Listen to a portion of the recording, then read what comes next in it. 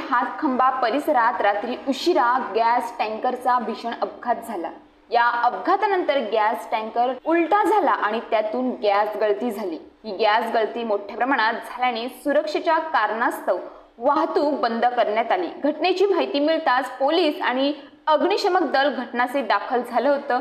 या घटनेला जवळपास 11 तास उलटले आहेत। साधारण 11 तास झाले तरी अजून या मार्गावरील वाहतूक बंद आहे। गॅस टँकर पलटी झाल्यामुळे गेल्या 10 तासाहून अधिक काळ महामार्गावरील वाहतूक पूर्णपणे ठप्प झाली। टँकरमधून मोठ्या प्रमाणात गॅस गळती सुरू झाली होती, जी थांबवण्यात प्रशासनाला यश आले असले तरी कोणतीही दुर्घटना टाळण्यासाठी महामार्ग अजूनही बंद ठेवण्यात आला आहे। लहान वाहनांना पर्यायी मार्गावरून वळवण्यात आले असले तरी अवजड वाहने मात्र काल रात्रीपासून महामार्गावर खोळंबली आहेत।